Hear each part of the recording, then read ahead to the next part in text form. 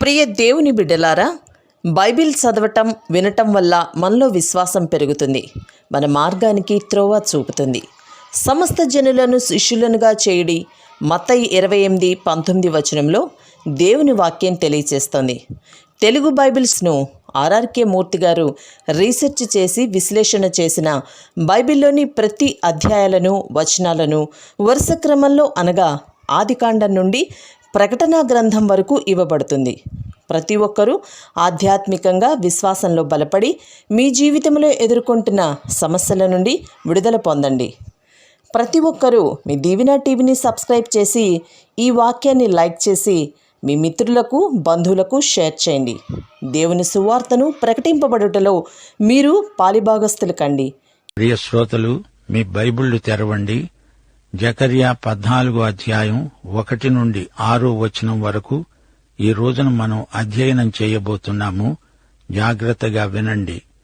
ఇదిగో, యెహోవా దినము వస్తున్నది. అందు మీ యొద్ద దోచబడిన సొమ్ము పట్టణములోనే విభాగింపబడుతుంది. ఏలయనగా యెరూషలేము మీద యుద్ధము చేయడానికి నేను అన్యజనులందరినీ సమకూర్చబోతున్నాను. పట్టణము పట్టబడుతుంది, ఇండ్లు కొల్లపెట్టబడతాయి, స్త్రీలు చెరుపబడతారు. పట్టణములో సగము మంది చెరపట్టబడిపోతారు. అయితే శేషించేవారు నిర్మూలము కాకుండా పట్టణములో నిలుస్తారు.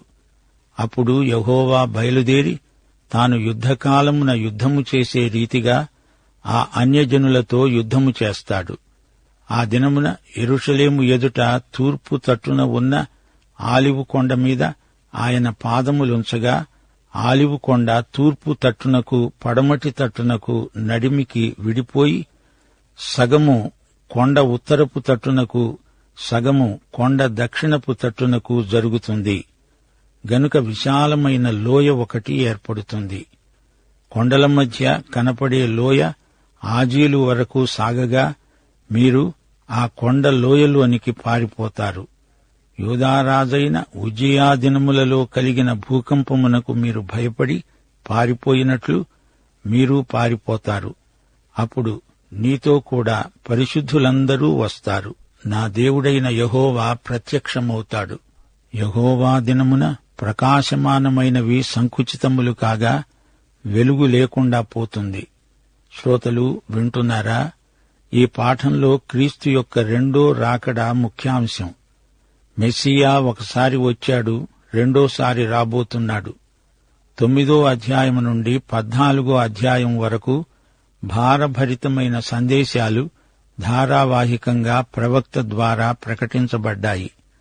9 నుండి 11వ అధ్యాయం వరకు క్రీస్తు యొక్క మొదటి రాకడ, 12 నుండి 14వ అధ్యాయం వరకు క్రీస్తు యొక్క రెండవ రాకడ ప్రవచనాలున్నాయి. ఈ చివరి అధ్యాయంలో అన్ని ప్రవచనాల సమీకరణ సందేశం తేటగా ప్రకటించబడింది. మొదటి 10 దర్శనాలు, ఆ తరువాత ఈ ప్రవచనాల చరిత్ర నేపథ్యం, దాని తరువాత ప్రవచన భారముతో కూడిన సందేశాలు. అప్పుడు ఇశ్రాయేలు ఉన్న స్థితితో మొదలై ఇశ్రాయేలు జాతీయ పునరుజ్జీవానికి వచ్చాము. జాతి యావత్తూ దేవుని వైపునకు మరలుతుంది. దేవుని ఆత్మ కుమ్మరింపు. ఈ సంఘటనలన్నీ మెస్సియా రెండో రాకడకు దారితీస్తాయి.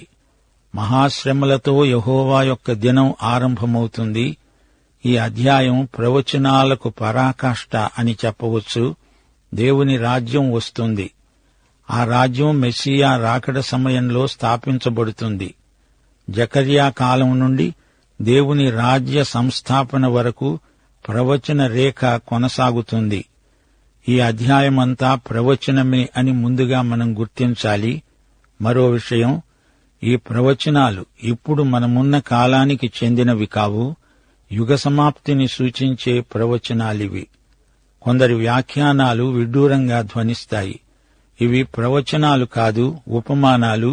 వీటి ఆధ్యాత్మిక పాఠం నేర్చుకుని వీటిని అంతటితో వదిలేయాలి అంటున్నారు. ఈ ప్రవచనాలను అక్షరాలా వారు నమ్మటం లేదు.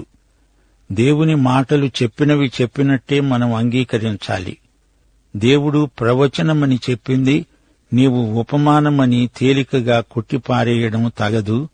ఈ ప్రవచనమంతా సుదూర భవిష్యత్తులో తప్పక నెరవేరుతుంది. ఈ అధ్యాయంలోని ప్రవచనాలను అక్షరార్థంగా తీసుకోవాలి. ఈ సంఘటనలన్నీ నెరవేరుతాయని నమ్మాలి. అప్పుడే ఈ మాటలు మనకు అర్థవంతంగా బోధపడతాయి. సందర్భాన్ని కూడా మనం గ్రహించాలి.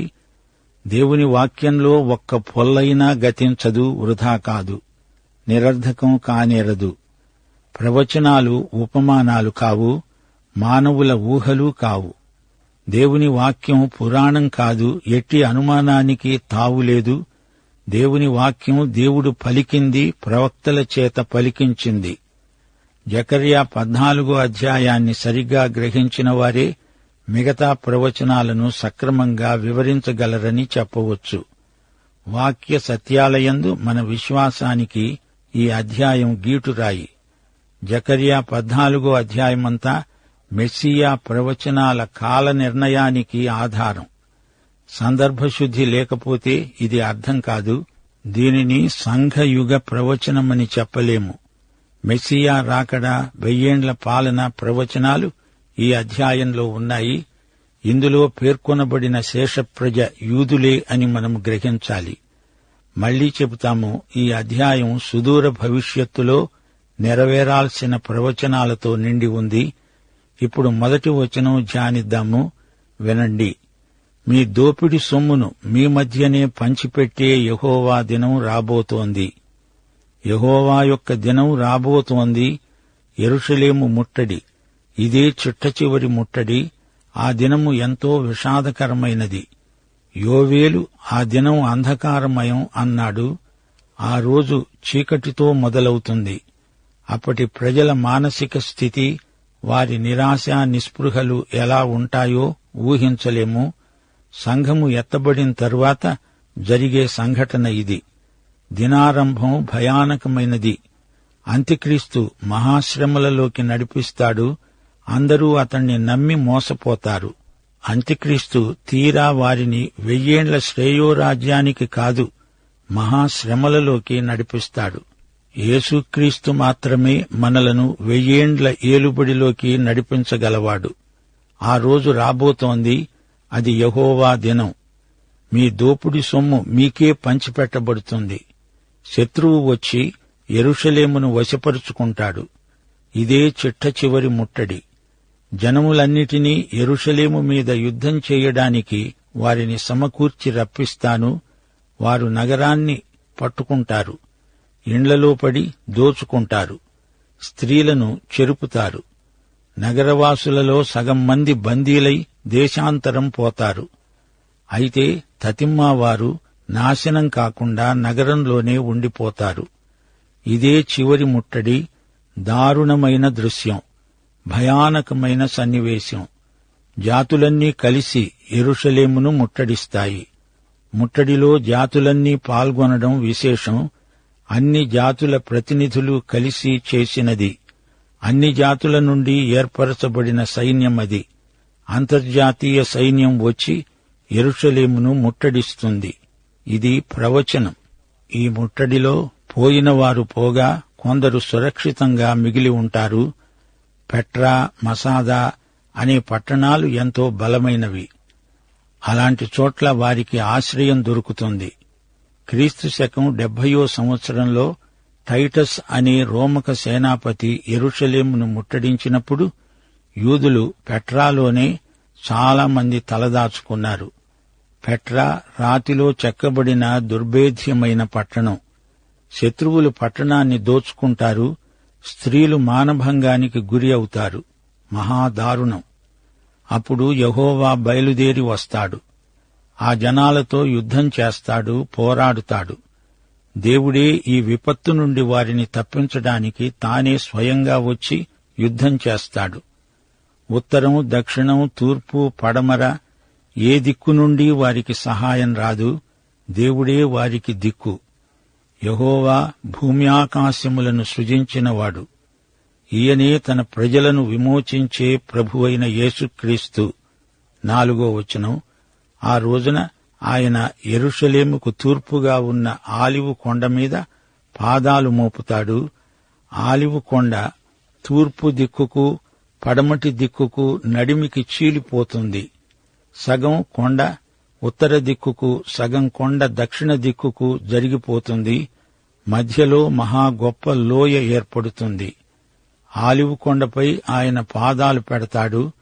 ఆలివు కొండ, యెరూషలేము, అక్కడి ప్రజలు వాస్తవిక భౌగోళిక సత్యం.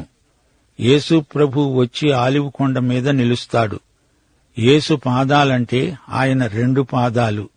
జకర్యా స్పష్టంగా చెబుతున్నాడు, ఆయన తన పాదాలు ఆలివు కొండ మీద మోపి నిలుస్తాడు. అవి యేసు పాదాలు, చేతులు కావు. యేసు పాదాలు ఆలివు కొండను తాకుతాయి. ఆలివు కొండపై నిలిచిన యేసుక్రీస్తు మెస్సియా. ఇది సాధ్యమా అంటే దేవునికి సాధ్యమే. ఈ రోజున యేసుక్రీస్తు మహిమలో ఉన్నాడు. ఆయన కాళ్ళు చేతులలో గాయాలు ఇంకా ఉన్నాయి చూడండి. ఆయన ఆరోహణమైపోయినప్పుడు ఆయన పాదాలు ఆలివు కొండపైన లేవు. ఈసారి ఆయన రావడం ఎకాయకిని ఆలివు కొండపైకి. ఆయన అక్కడికి వచ్చి దానిపై నిలుస్తాడు. అపొస్తలుల కార్యములు 1వ అధ్యాయం 11వ వచనం చెప్పిందేమిటి? గలిలయ మనుష్యులారా, మీరెందుకు నిలిచి ఆకాశము వైపు చూస్తున్నారు? మీ వద్ద నుండి పరలోకమునకు చేర్చుకొనబడిన ఈ యేసే ఏ రీతిగా పరలోకానికి వెళ్లడము మీరు చూచారో ఆ రీతిగానే ఆయన తిరిగి వస్తాడు. భవిష్యత్తులో ఈ ప్రవచన వచనం నెరవేరుతుంది. యెరూషలేము ముట్టడించబడగా ప్రజలు గొప్ప ఆపదలో తలమునకలై ఉండగా ఆయన వస్తాడు. ఆలివు కొండపై పాదాలు మోపి నిలుస్తాడు. యెరూషలేముకు తూర్పున ఉన్న ఆలివు కొండ అది. ఇశ్రాయేలుకు సహాయము తూర్పు నుండే వస్తుంది.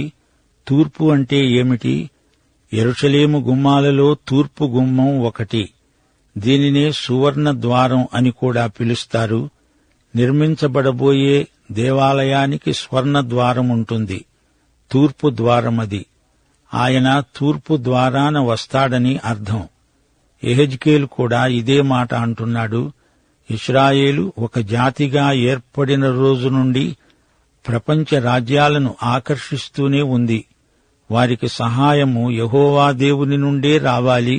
ప్రవచనం భవిష్యత్తు వైపు సైగ చేస్తోంది. ఆలివు కొండ 2గా చీలిపోతుంది. సగం తూర్పు దిక్కుకు, సగం పడమటి దిక్కుకు కొండ చీలిపోతుంది. ఉత్తరానికి దక్షిణానికి అది జరిగిపోతుంది. మధ్యలో పెద్ద లోయ ఏర్పడుతుంది అని ప్రవక్త తేటగా చెబుతున్నాడు. భౌగోళికమైన మార్పులు కలుగుతాయి. అప్పుడు పెద్ద భూకంపం వస్తుంది. ఆలివు కొండ సరిగా మధ్యకు చీలిపోవటం జరుగుతుంది. సగం పైకి, సగం కిందికి, సగం అటు, సగం ఇటు జరుగుతుంది. మధ్యలో లోయ. యెరూషలేము నలువైపులా కొండలే. దక్షిణాన బెత్లెహేముకు వెళ్ళండి. అంతా కొండలు, గుట్టలు, రాళ్లు, రప్పలు. తూర్పు యెరికో దిశగా వెళ్ళండి. అటువైపు కొండలే కొండలు. దేవుడు అంటున్నాడు, కొండల మధ్య నేను చేసే ఆ లోయ ఆజీలు అంతవరకు అది ఉంటుంది. మీరు ఆ లోయ గుండా పారిపోతారు. ఉజ్జియా రాజ్యమేలినప్పుడు భూకంపం వచ్చింది. ప్రజలు పారిపోయారు. అలాగే మీరు పారిపోతారు. నీతో పాటు పరిశుద్ధులందరూ వస్తారు. యేసు ప్రభువు ఈ భూమి మీదికి వచ్చే సన్నివేశం ఇక్కడ ప్రవచింపబడింది.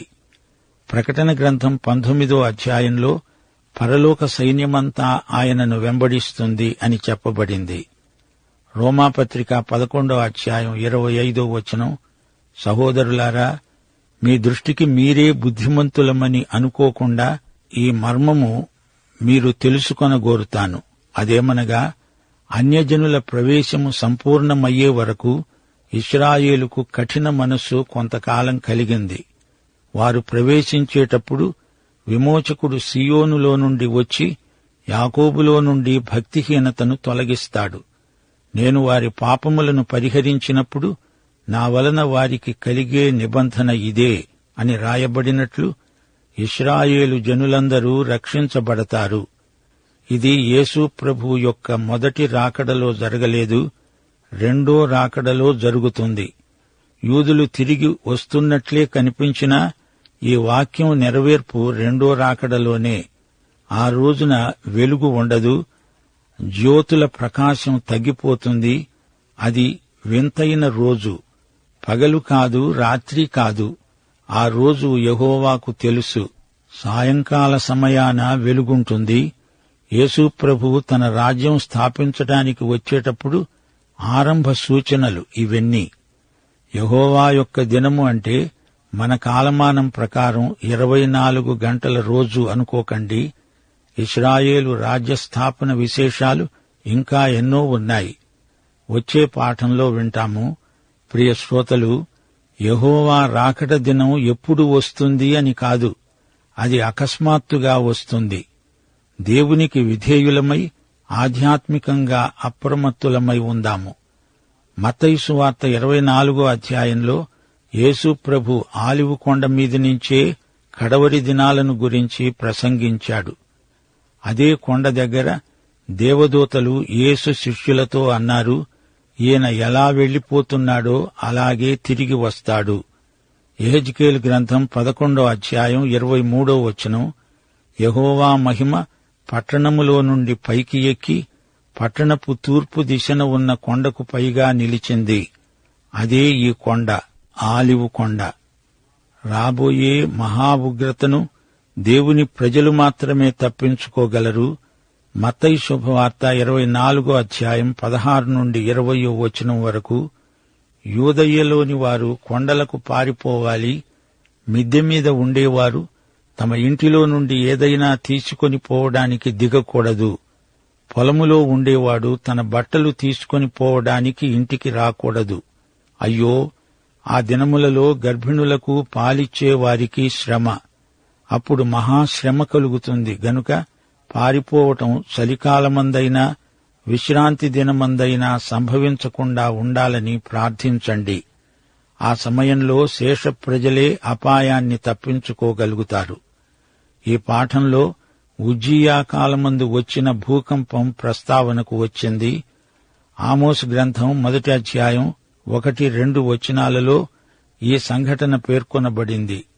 యూదా రాజైన ఉజ్జియా దినములలో భూకంపము కలగడానికి 2 సంవత్సరాలకు ముందు ఆమోసుకు దర్శనం కనపడింది. ప్రియ శ్రోతలు, 2 పేతురు 1వ అధ్యాయం 16వ వచనము ఏమంటోంది?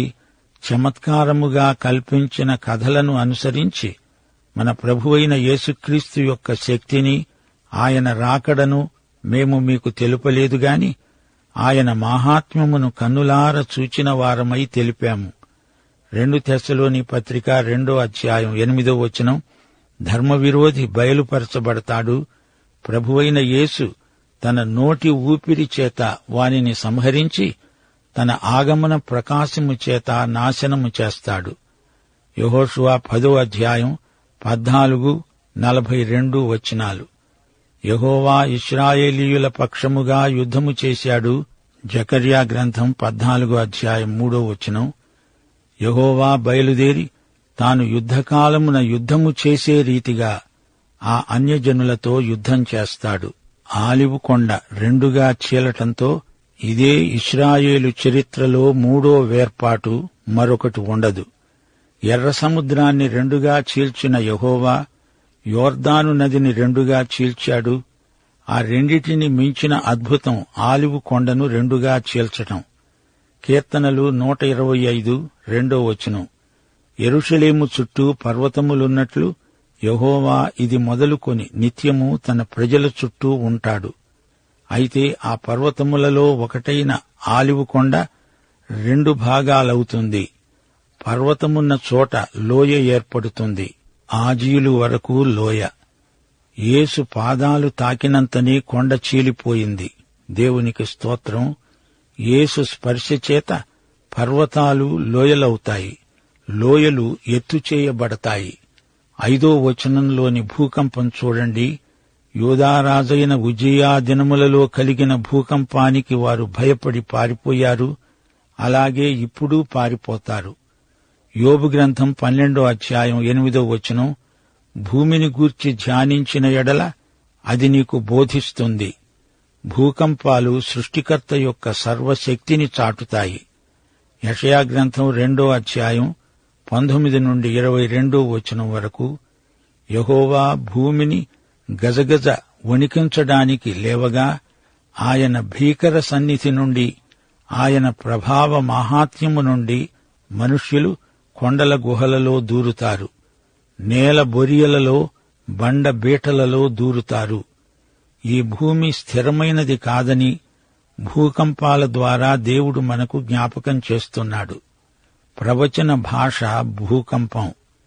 2 పేతురు 3వ అధ్యాయం 10 నుండి 12 వచనం వరకు, ప్రభువు దినము వస్తుంది, ఆ దినమున ఆకాశములు మహాధ్వనితో గతించిపోతాయి, పంచభూతములు మిక్కుటమైన వేండ్రముతో లయమైపోతాయి, భూమి దానిమీద ఉన్న కృత్యములు కాలిపోతాయి.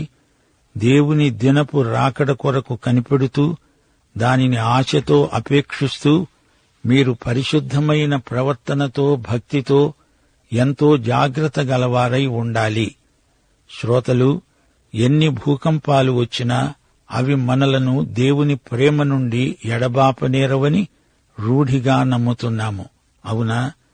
హెబ్రీ పత్రిక 12వ అధ్యాయం 26 నుండి 29 వచనం వరకు, అప్పుడు ఆయన శబ్దము భూమిని చలింపచేసింది, అయితే చలింపచేయబడనివి నిలకడగా ఉన్నాయి. అందువలన మనము నిశ్చలమైన రాజ్యమును పొంది దైవ కృప కలిగి ఉందాము. ఆ కృప కలిగి వినయ భయభక్తులతో దేవునికి ప్రీతికరమైన సేవ చేస్తాము. మనము ఆయన వాగ్దానమును బట్టి కొత్త ఆకాశముల కొరకు, కొత్త భూమి కొరకు కనిపెడుతున్నాము. వాటి యందు నీతి నివసిస్తుంది. దేవునికి స్తోత్రం. పాఠం ఇంతటితో సమాప్తం. ప్రార్థన చేసుకుందాం. పరిశుద్ధుడైన మా పరమ తండ్రి, ఈ రోజున అమూల్యమైన నీ వాక్యమును మేము విన్నాము. మీ వాక్య సత్యాలను మా హృదయాలపై మీరు ముద్రించినందుకు మీకెంతో కృతజ్ఞులం. ప్రతి అక్షరము మాకెంతో విలువైనది. మీ యొక్క ఆత్మ కార్యము వాక్యము ద్వారా మా హృదయములో జరిగించినందుకు మీకు కృతజ్ఞులం. మేము విన్న వాక్యపు వెలుగులో మా జీవితాలను పరీక్షించుకొని ఆ విధముగా జీవించడానికి మీ కృపాబలము మాకు దయచేయమని, మా శ్రోతలందరినీ వాక్య జ్ఞానమందు అభివృద్ధి అనుగ్రహించి ఆశీర్వదించుమని, మీరు మహిమ పొందవలనని, మాకు మీ దీవెనలు సమృద్ధిగా లభించవలనని మా ప్రభు అయిన యేసుక్రీస్తు వారి దివ్యనామమున ప్రార్థన చేస్తున్నాము తండ్రి. ఆమేన్.